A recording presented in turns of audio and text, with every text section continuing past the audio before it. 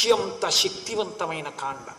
లోకంలో ఎటువంటి సమస్యకైనా పరిష్కారం ఇవ్వగలిగినవి రెండే అని చెప్తారు పెద్దలు. ఒకటి సుందరకాండ, రెండు సౌందర్యలహరి, ఇంకా మూడోది లేదు.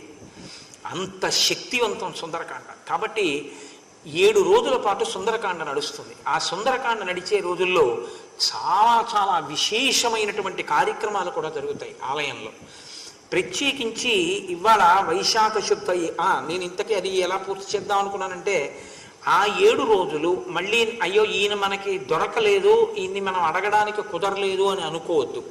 ఒకవేళ ఆ 7 రోజులు సుందరకాండని చాలా నియమంగా వినడమైనా కూడా చాలా గొప్పది.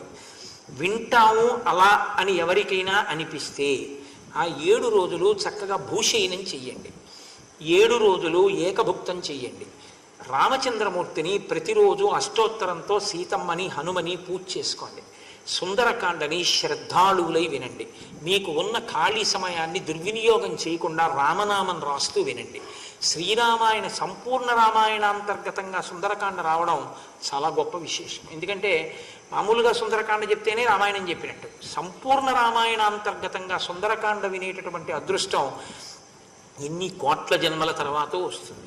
ఇది ఏదో నేను చెప్తున్నాను మీరు వింటున్నారని నేను చెప్పట్లేదు.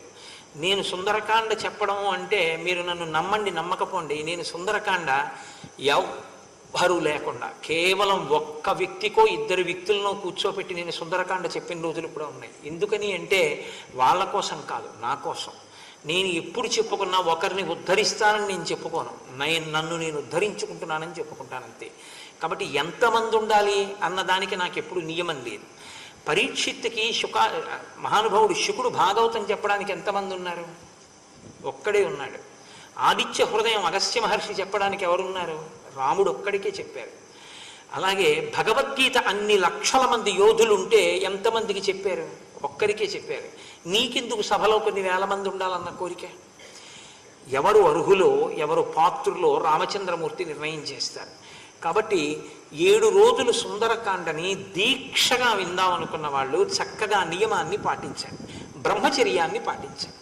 పాటించి ఆ 7 రోజులు పూర్తయిపోయిన తర్వాత మీరు రామచంద్రమూర్తికి ఒక్కసారి పట్టాభిషేక సర్గ ఉంటుంది, చిన్న సర్గ యుద్ధకాండ తర్వాత, అదొకసారి చదువుకోవడం చేసేసి, లేకపోతే సింహాసనం మీద సీతారాములు కూర్చున్నారు పట్టాభిషేకం అయిపోయింది అని స్మరణ చేసి అప్పాలు నైవేద్యం పెట్టి పులిహార అప్పాలు ఈశ్వరుడికి నివేదన చేసి మీరు దీక్షా విరమణం చేయవచ్చు.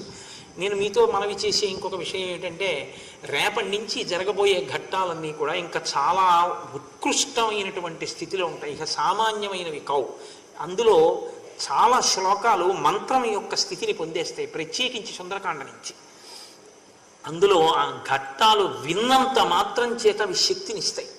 నేను నా జీవితంలో అనేక పర్యాయములు వాటిని అనుభవించి ఉన్నాను. నాకు బాగా సన్నిహితంగా ఉండే వాళ్ళకు కూడా వాటి వైభవం ఏమిటో తెలుసు. మా గోపాలకృష్ణ గారు అనేక పర్యాయాలు వాటి శక్తి ఏమిటో చూసినవారు. కానీ నాకు వ్యక్తిగతమైన అనుభవాలు వేదికల మీద చెప్పడం అన్నదానికి నేను సుతారము దూరంగా ఉంటాను. కాబట్టి మీరు నన్ను నమ్మండి, చాలా గొప్ప ఘట్టం. నేను ఎందుకు ఈ మాట చెప్తున్నానంటే, అయ్యో మాకు తెలియలేదండి ఇంత గొప్పదని, మీరు అది చెప్పేటప్పుడు చెప్పారట, ఇది చెప్పి ఉంటే మేము ఏమైనా ఇతర పనులు సర్దుకుని విని ఉండేవాళ్ళం అని మీరు అంటారేమో. ఆ దోషం నాకు రాకూడదు అని నేను మీకు చెప్పానంతే తప్ప మిమ్మల్ని నిగ్రహించడమో ఇంకొకటో నా